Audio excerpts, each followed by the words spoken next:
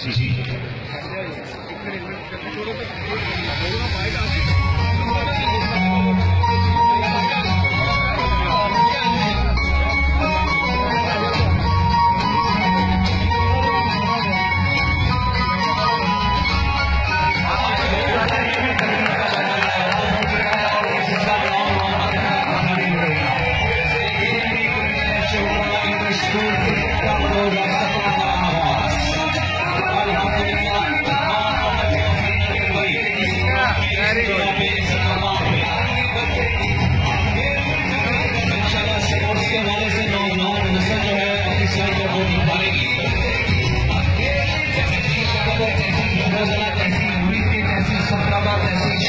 से नौजवान